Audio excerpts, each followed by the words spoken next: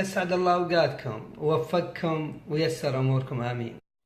تكلمنا في اليومين الماضيين عن الدراسة وأهميتها في تحقيق أهدافنا وأمنياتنا، وعرضنا النموذجين ملهمين، المهندس علي النعيمي والدكتورة مهل منيف، وكيف أن التعليم غير حياتهم وعطاهم أهمية عالمية. اليوم بوريكم شيء مهم جدا، وهو قمع التعلم، وهو نتيجة لدراسات طويلة وبحث مضني للكثير من الباحثين حول العالم.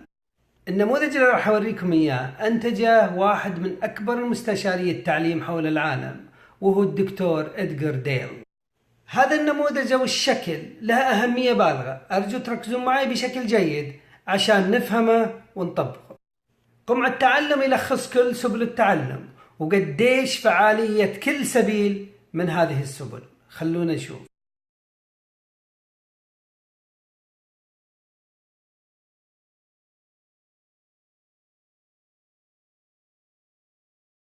قد يبدو شكل النموذج معقد، ولكن راح نشرحه بطريقة سهلة وميسرة. خلوكم معي.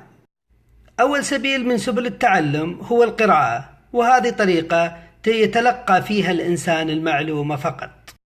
المشكلة لو اعتمدنا على القراءة فقط، الدراسات والأبحاث تقول أن المعلومات تتلاشى من مخ اللي قراها، وما يتذكر بعد أسبوعين إلا 10% من اللي قرأ.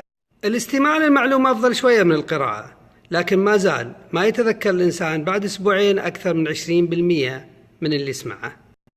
مشاهدة الصور تعطي نتائج أفضل شوية، فيتذكر الإنسان بعد أسبوعين حوالي 30% من اللي يشوفه.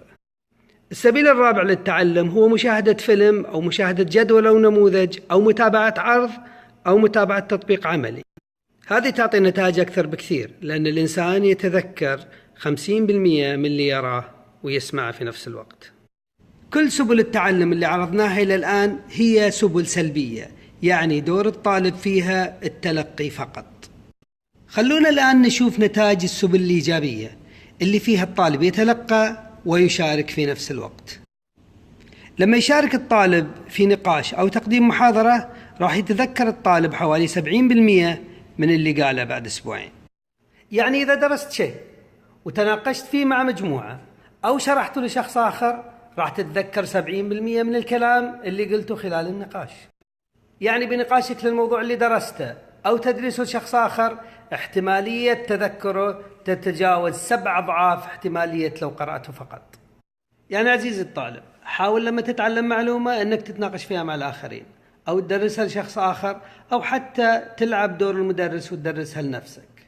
السبيل الأكثر فعالية من التلقي والمشاركة هو عمل الشيء بنفسك.